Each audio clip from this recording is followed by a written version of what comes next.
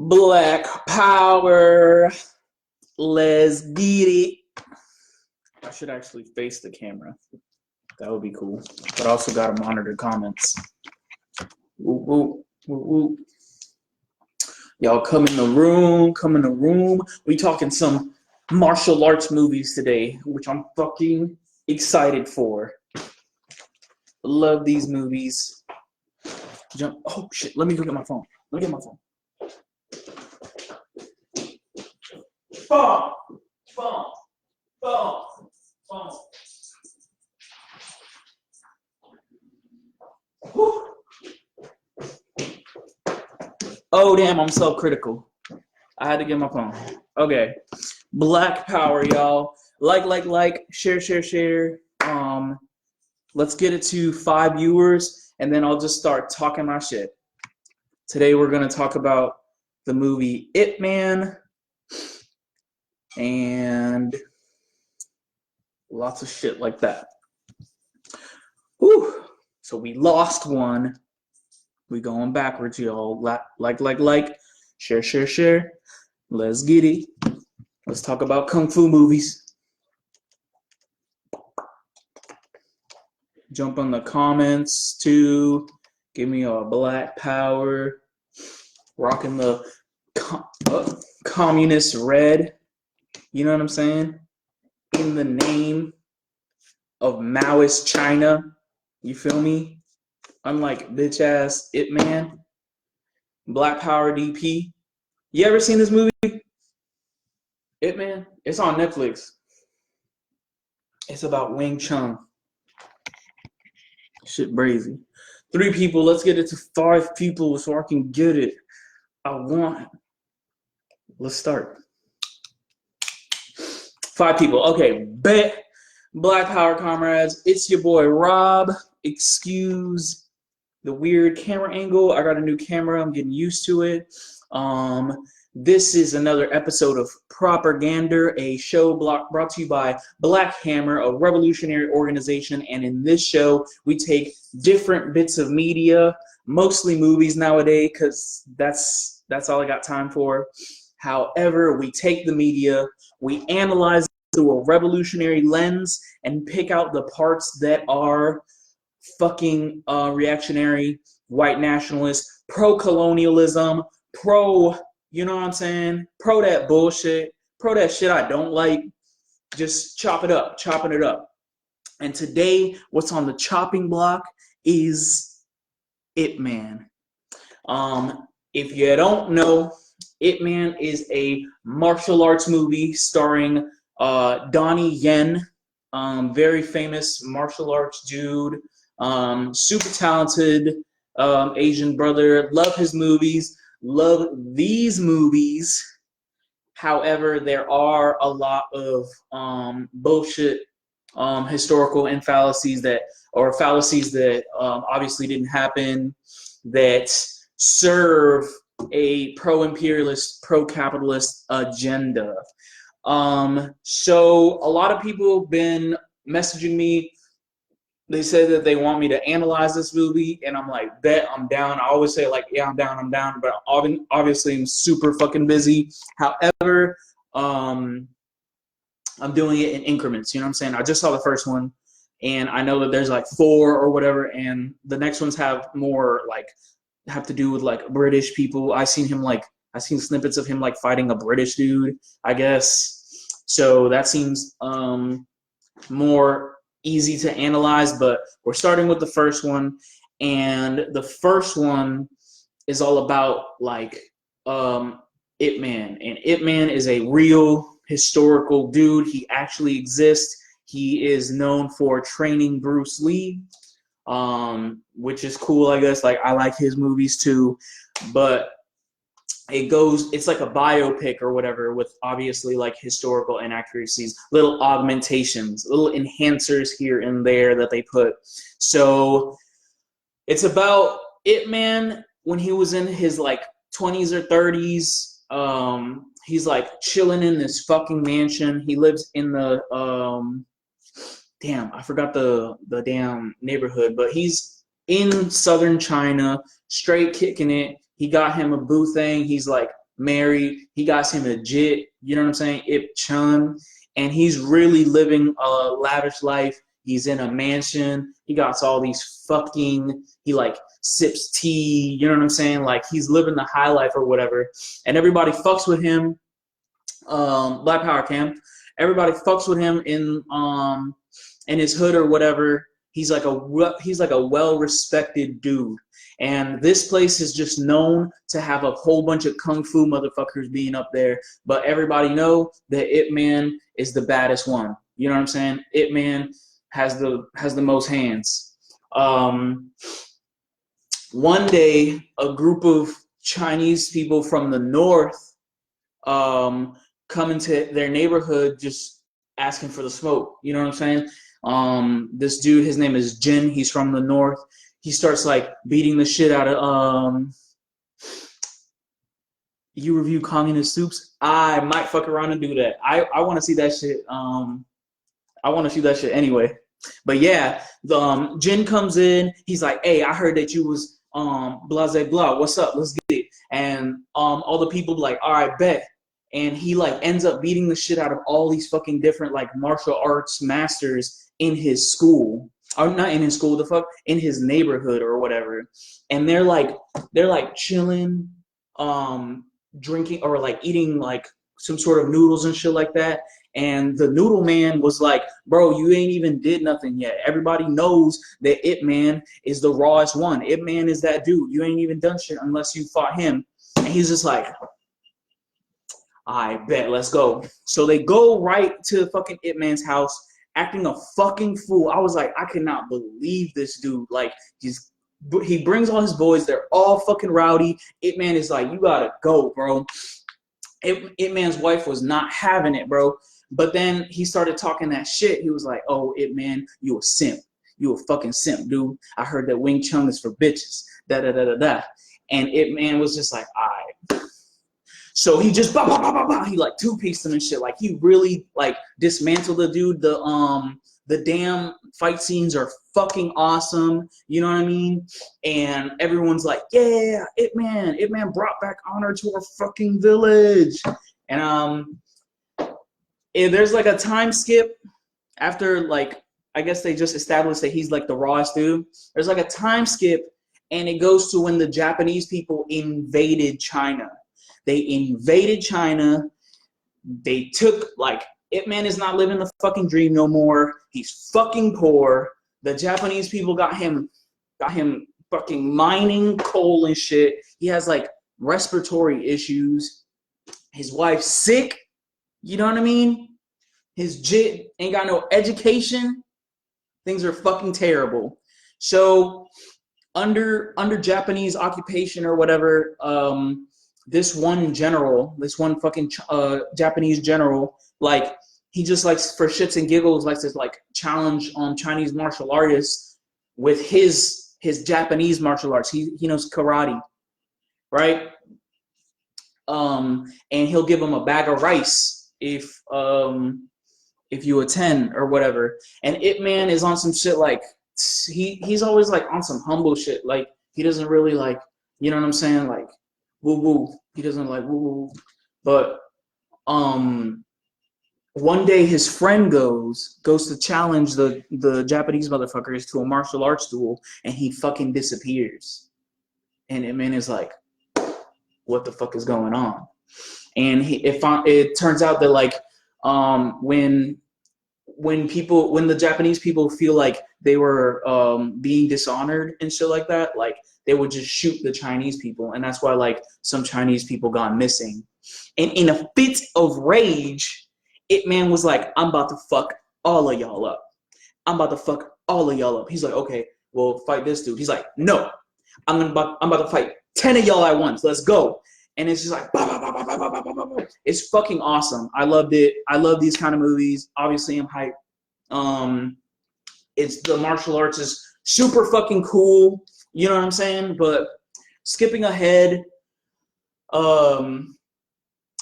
you see, like, eventually it gets to the point where, like, Ip Man is like depressed because he can't really fucking do nothing against the fucking occupation or whatever, but he ends up like getting to the point where he like challenges like a high general in the Japanese army.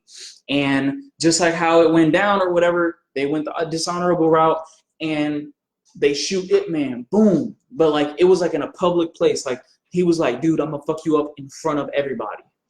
And it was in a public place, and publicly they shot his ass.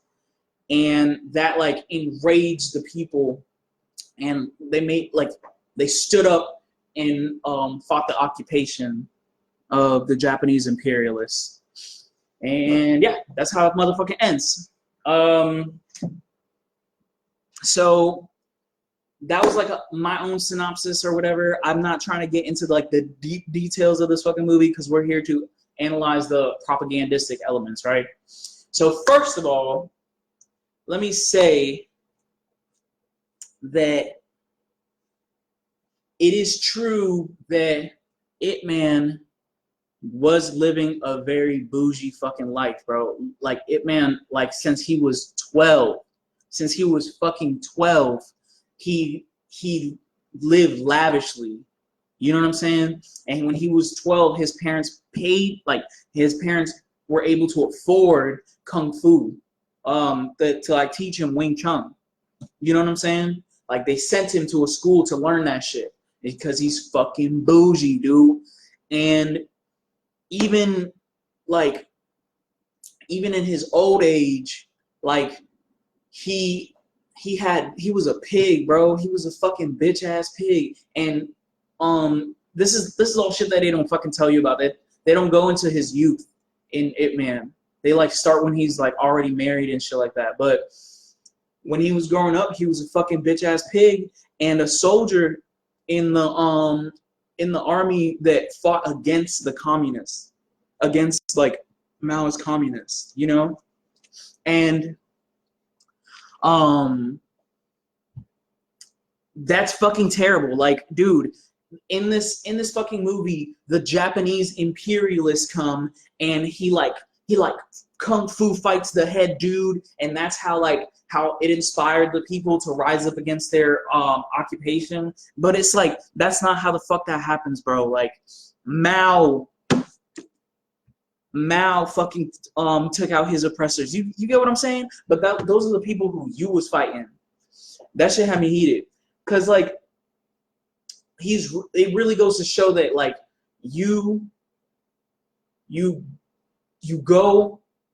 whatever political stance you take is reflective of your class, bro. Like Ip Man was always a wealthy dude. The only time he wasn't wealthy was when the Japanese imperialists came and they put him to work and shit like that. Right? So yeah, that was that part. But I think that we also have to understand that, like, okay, this is a Chinese film, but it's not a Chinese film at the same time. Like, it's from Hong Kong, and if you know anything about Hong Kong was a British colony for the longest. And I'm sorry, I don't know the whole history of it. I just understand that that there was like some sort of agreement to keep Hong Kong under British rule. So what Ip Man actually did when the Communist Party took over in real life, he fled to Hong Kong. You get what I'm saying? Like, he avoided the Communist Party or whatever, and even like deserted his family and did opium. So yeah, like, the people who make this are from Hong Kong. I know the later installments must take place in Hong Kong. You know what I'm saying? So like it's reflective of that kind of mentality. Because if you see like Hong Kong is very much so capitalist, is very much so colonized. They have like that kind of values. And even recently that you saw in actual contemporary history, Hong Kong has had a lot of protest against the CCP, the Communist Party of China, which I don't stand the Communist Party of China, but I also don't fuck around with people who want to implement more capitalist shit into their fucking country and like destabilize their fucking country, which is like a communist project. Which it could be reactionary, you know what I'm saying? But like they're more reactionary. So that's where this movie is coming from. It's celebrating a bourgeois fucking hero, dude. It's celebrating someone who fought against Mao and the liberation of people, and it stretches the truth to depict him as some sort of liberator, that he like beat the shit out of this Japanese general or whatever and inspired the people to rise, when really it was Mao being amongst the people who inspired them to move and like actually gain arms to push the occupation up off their lands, push them off militarily, you know. And it's just it's just fucked up to me that like you want to like depict this shit like to this man, bro. I need to do more research on this, but I've also seen on the internet, which, like I said, I did like light research on this, but there apparently like some of the people who Ip Man trained went on to train reactionary forces in close combat, and they implemented that in their own military shit, like the fucking Israeli military. But that's neither here or there. But it wouldn't surprise me that those ties are there from someone who grew up in Hong Kong, had obviously anti-communist sentiments, and I understand that he was like a great teacher. He was a brilliant martial artist, and really he made that martial arts into prominence. You know what I'm saying? But we can't negate that reactionary factor. And that's some shit about him personally in real life. You feel me?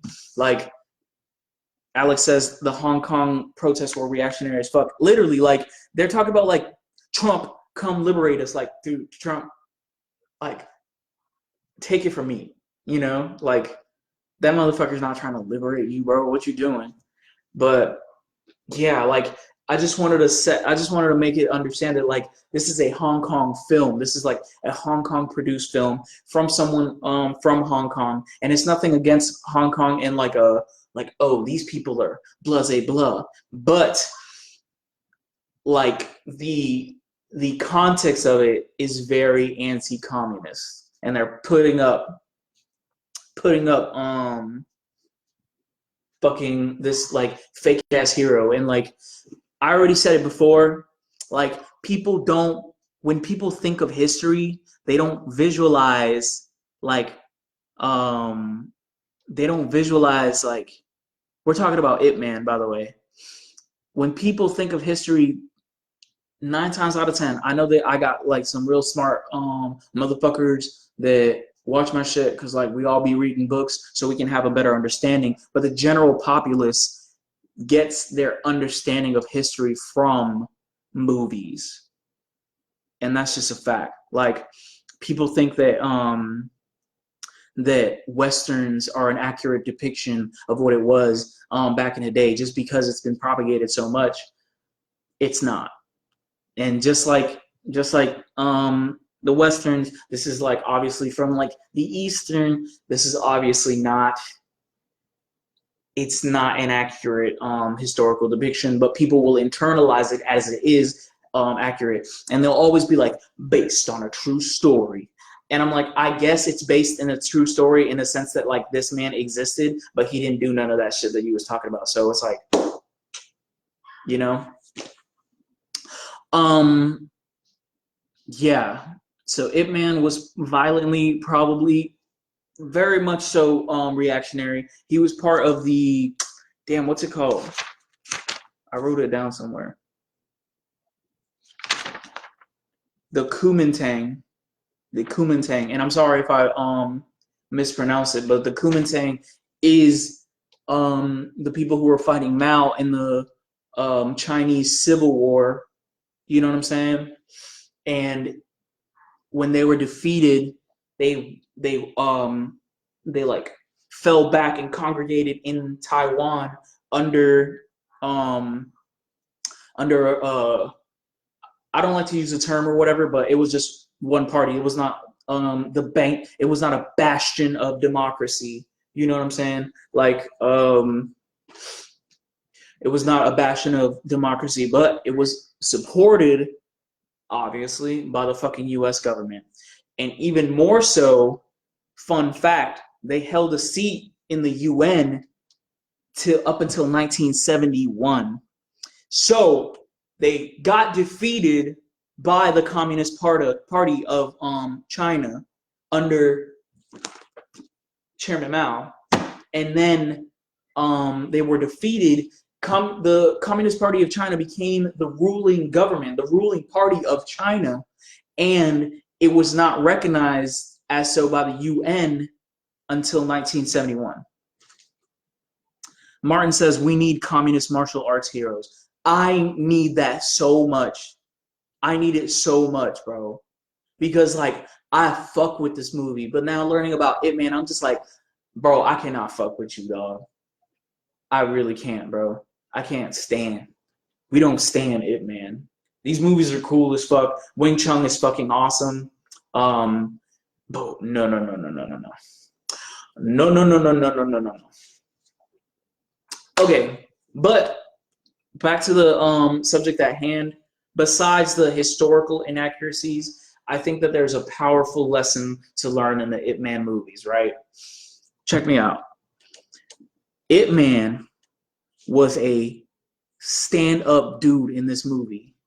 Like, he was standing up for his wife. He's like, real men don't fear their wives. Real men respect him. You know what I'm saying? Dude had manners. Even if he beat your ass, he did it very gracefully, and he like would pat you down and be like, I'm sorry, I just fucked you up. But no, he was like a stand-up guy. He was like a flawless man. And that's why I put the caption how I put it, ain't no such thing as Superman. That's what they portray him as. Like, he was not perfect, but he was flawless. Like, he was so capable, you know? That's how he's depicted. Like, he gave everybody a second shot, you know what I mean? Like, he was morally infallible, physically infallible, fucking how much more economically infallible, you know what I'm saying? But he couldn't defeat the imperialist aggressors. You feel what I'm saying? Like, all that shit that he had, all that shit just went to the wayside because he's up against like a state apparatus. He's up against a organized force there to oppress him. And that's why I say that there is no such thing as fucking Superman. Superman can't, like, that doesn't exist. Kwame Ture says, you can't name anyone who was a great man who wasn't organized, who wasn't in organization. But they have to put this lie. They have to make the myth of a Superman, like, in our brains so that we can act as individuals against our problems. You know what I'm saying? So we can be helpless and act as individuals. So back to Ip Man. Ip Man, like I said, was like a perfect dude, and he got destroyed. He was broke as fuck when the Japanese imperialists came and fucked his whole life up. You know what I'm saying? And they did him dirty every fucking time. He couldn't punch his way through that problem. He couldn't punch his way through state oppression. The only thing that like made it so it seemed like the movie ended on a higher note is that he had the people backing him, that the people fucked with him in the movie, probably not in real life, that the people fucked with him. Because when he got shot, boom, the people like jumped the barracks, you know what I'm saying? Like, push the motherfuckers with the guns out the way to go help their boy. You know what I mean? That's a powerful lesson, which I don't think they really internalize, like, that it can be interpreted in such a way that as an individual, you can't do shit, bro. You can't do shit.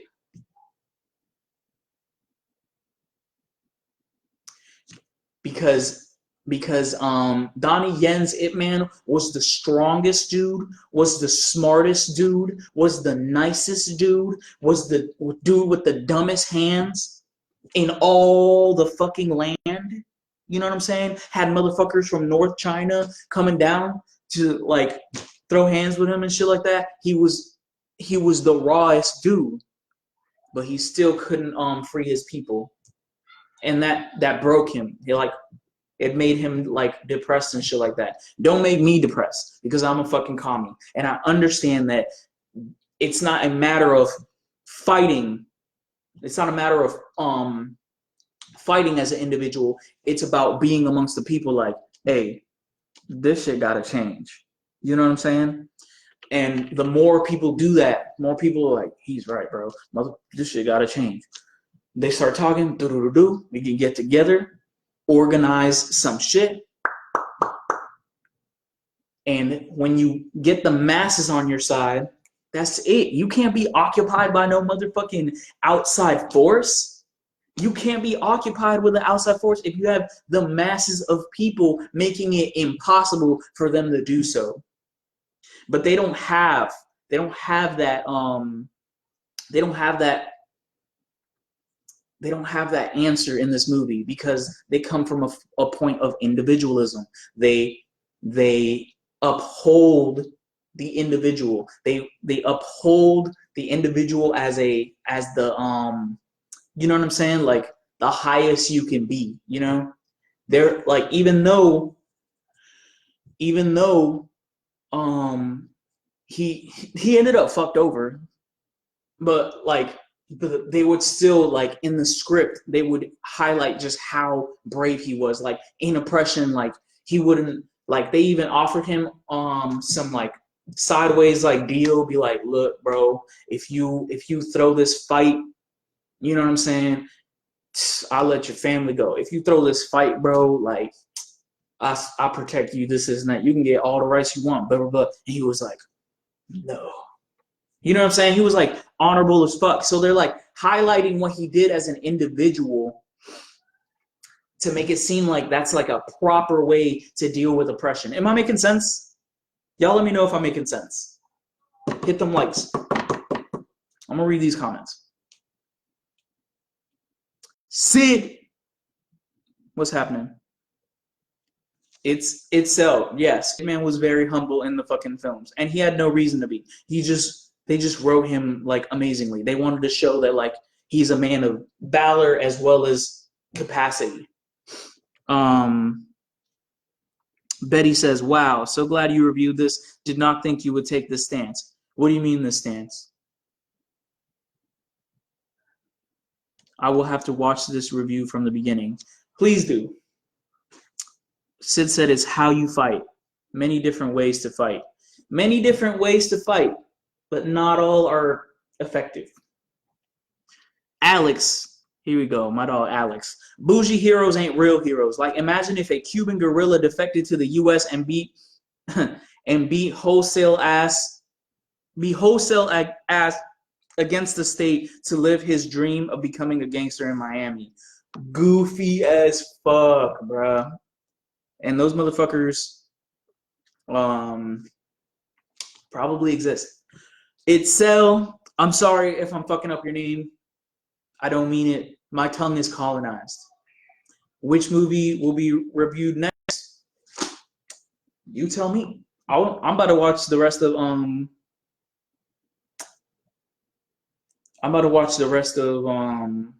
Ip Man. So maybe if there's like some more tea in there, might fuck around with that. But if there's not like anything new about it, then I won't. But if you got something that you want me to break down, please do. I'm doing a lot of movies recently because like series are kind of hard to get to. Sorry. Betty says, a powerful scene for me is when Ip Man comes home from working in the mine and tells his wife, today I realize I'm useless. His individual achievements in martial art meant nothing when his people are colonized. Exactly. Exactly. Like, that's what it means to, that's why, like, motherfuckers are so sick nowadays. Not like sick, but like sick mentally. You want Superman. You look up to these motherfuckers. You know what I'm saying? You want that, that individual power. And that is because capitalism runs on an individual being, you know what I'm saying, being over everything. And that has to be justified. That's why we have these concepts of like genius